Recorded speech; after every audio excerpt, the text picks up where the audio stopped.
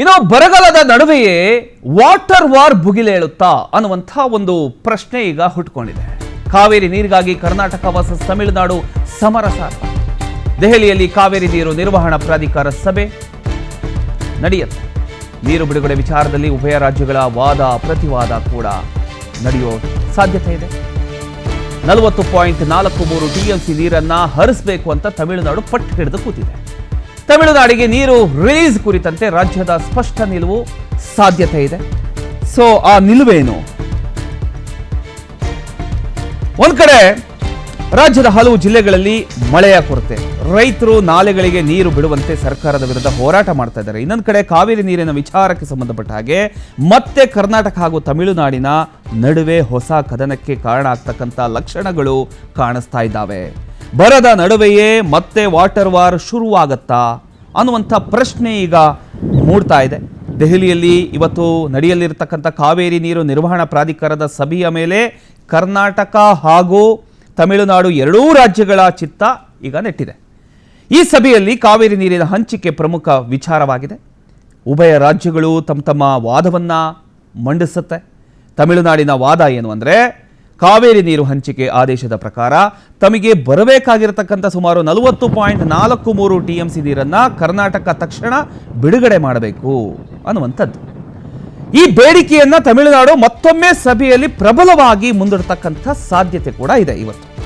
ಆದರೆ ಕರ್ನಾಟಕದ ಪರಿಸ್ಥಿತಿ ಬೇರೆ ಇದೆ. ರಾಜ್ಯದ ಹಲವು ಭಾಗಗಳಲ್ಲಿ ಮಳೆ ನಿರೀಕ್ಷೆಯಷ್ಟು ಆಗಿಲ್ಲ. ಜಲಾಶಯಗಳಲ್ಲಿ ನೀರಿನ ಮಟ್ಟ ಕೂಡ ತೃಪ್ತಿಕರವಾಗಿಲ್ಲ, ಬತ್ತು ಹೋಗ್ತಾ ಇದೆ. ತಮಿಳುನಾಡು ವಾದ ಏನು? ವೇಳಾಪಟ್ಟಿಯಂತೆ ನೀರು ಹರಿಸುವಂತೆ ತಮಿಳುನಾಡು ಪಟ್ಟು ಹಿಡಿದಿದೆ. ರಾಜ್ಯದ ಪ್ರತಿವಾದ ಏನು? ಆಗಲ್ಲ ಅಂತ ಹೇಳ್ತಾ ಇದೆ. ಸೊ ಈಗ ವಾದ ವಿವಾದಗಳು ನಡೀತಾನೆ ಇದ್ದಾವೆ. ರಾಜ್ಯ ಸರ್ಕಾರವು ಇದೇ ವಿಚಾರವಾಗಿ ಸಭೆಯಲ್ಲಿ ಪ್ರಸ್ತಾಪಿಸುವ ಸಾಧ್ಯತೆ ಇದೆ. ಮೊದಲು ರಾಜ್ಯದ ಕುಡಿಯೋ ನೀರು, ರೈತರ ಬೆಳೆ ಹಾಗೂ ಜಲಾಶಯಗಳ ಸ್ಥಿತಿಯನ್ನ ಗಮನದಲ್ಲಿ ಇಟ್ಕೊಂಡು ನಿರ್ಧಾರ ಕೈಗೊಳ್ಳಬೇಕು ಅಂತಕ್ಕಂಥ ನಿಲುವನ್ನ ಅಧಿಕಾರಿಗಳು ಮಂಡಿಸ್ತಕ್ಕಂಥ ಸಾಧ್ಯತೆ ಇದೆ. ಇನ್ನೊಂದು ಕಡೆ ಕಾವೇರಿ ನೀರಿನ ವಿಚಾರ ಪ್ರತಿ ಬಾರಿ ಭಾವನಾತ್ಮಕ ವಿಷಯ ಆಗಿಯೂ ಕೂಡ ಬದಲಾಗ್ತಾ ಇದೆ. ಕರ್ನಾಟಕದಲ್ಲಿ ರೈತ ಸಂಘಟನೆಗಳು ಹಾಗೂ ಕನ್ನಡ ಪರ ಸಂಘಟನೆಗಳು ನೀರು ಬಿಡಬಾರದು ಅಂತ ಒತ್ತಾಯಿಸ್ತಿದ್ರೆ, ತಮಿಳುನಾಡಲ್ಲಿ ಅಲ್ಲಿನ ರೈತರು ತಮ್ಮ ಪಾಲಿನ ನೀರು ಸಿಗಲೇಬೇಕು ಅಂತ ಒತ್ತಾಯ ಮಾಡ್ತಾ ಇದ್ದಾರೆ. ಹೀಗಾಗಿ ಈ ವಿಚಾರ ಮತ್ತೊಮ್ಮೆ ರಾಜಕೀಯ ಹಾಗೂ ಕಾನೂನು ಚರ್ಚೆಗೆ ಕಾರಣ ಆಗ್ತಕ್ಕಂಥ ಸಾಧ್ಯತೆಗಳು ಕಂಡು ಬರ್ತಾ ಇದೆ. ಇಲ್ಲಿ ನಾವು ಮುಖ್ಯವಾಗಿ ವಾದ ಏನು, ಪ್ರತಿವಾದ ಏನು ಅಂದ್ರೆ ತಮಿಳುನಾಡು ವಾದ ಏನು, ರಾಜ್ಯದ ಪ್ರತಿವಾದ ಏನು ಅಂತ ನಾವು ಗಮನಿಸೋದಾದ್ರೆ, ತಮಿಳುನಾಡಿನ ವಾದ ತುಂಬಾ ಸ್ಪಷ್ಟ. ಕಾವೇರಿ ನೀರು ಹಂಚಿಕೆ ವೇಳಾಪಟ್ಟಿಯ ಪ್ರಕಾರ ಕರ್ನಾಟಕ ತನ್ನ ಪಾಲಿನ ನೀರನ್ನು ಸಮಯಕ್ಕೆ ಸರಿಯಾಗಿ ಬಿಡುಗಡೆ ಮಾಡಬೇಕು ಅನ್ನೋದು ಅವರ ವಾದ, ಮೊದಲ ಬೇಡಿಕೆ. ಜೂನ್ ತಿಂಗಳಿಗೆ 9.19 TMC, ಜುಲೈ ತಿಂಗಳಿಗೆ 31.24 TMC, ಒಟ್ಟು 40.43 TMC ನೀರು ತಮಿಳುನಾಡಿಗೆ ಹರಿಬೇಕು ಅಂತ ವಾದಿಸ್ತಾ ಇದೆ. ಆದ್ರೆ ಈ 2 ತಿಂಗಳಲ್ಲಿ ಕರ್ನಾಟಕದಿಂದ ಹರಿದಿರತಕ್ಕಂಥ ಕೇವಲ ಸುಮಾರು 4 TMC ನೀರು ಮಾತ್ರ. ಹೀಗಾಗಿ ಉಳಿದ ನೀರನ್ನ ಕೂಡಲೇ ಬಿಡುಗಡೆ ಮಾಡುವಂತೆ ತಮಿಳುನಾಡು ಸಭೆಯಲ್ಲಿ ಒತ್ತಾಯಿಸತಕ್ಕಂಥ ಸಾಧ್ಯತೆ ಇದೆ. ಇಷ್ಟೇ ಅಲ್ಲ, 2007ರ ಕಾವೇರಿ ನ್ಯಾಯಮಂಡಳಿ ತೀರ್ಪು ಹಾಗೂ ನಂತರ ಸುಪ್ರೀಂ ಕೋರ್ಟ್ ನೀಡಿರತಕ್ಕಂಥ ಆದೇಶಗಳನ್ನ ಕರ್ನಾಟಕ ಪಾಲಿಸಬೇಕು.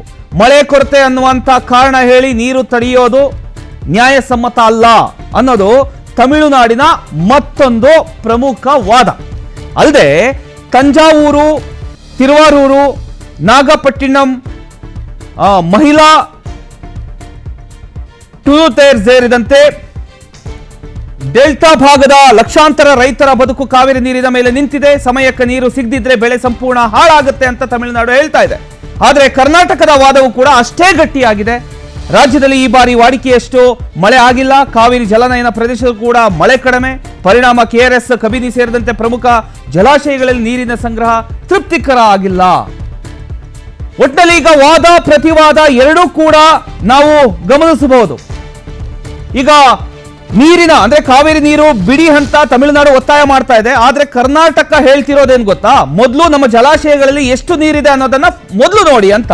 ಅಂದ್ರೆ ಮೊದಲು KRS ಜಲಾಶಯದ ವಿಚಾರ, ಈ ಜಲಾಶಯದ ಗರಿಷ್ಠ ಮಟ್ಟ 124.80 ಅಡಿ, ಒಟ್ಟು ನೀರು ಸಂಗ್ರಹ ಸಾಮರ್ಥ್ಯ 49.45 TMC. ಆದ್ರೆ ಸದ್ಯ ಜಲಾಶಯದಲ್ಲಿ ಇರ್ತಕ್ಕಂಥ ನೀರು ಕೇವಲ 17.5 TMC ಮಾತ್ರ. ಅಂದ್ರೆ ಒಟ್ಟು ಸಾಮರ್ಥ್ಯದ ಅರ್ಧಕ್ಕೂ ಕಡಿಮೆ ನೀರು ಮಾತ್ರ ಉಳಿದಿದೆ. ಎಲ್ಲಿಂದ ಬಿಡಕ್ಕಾಗತ್ತೆ?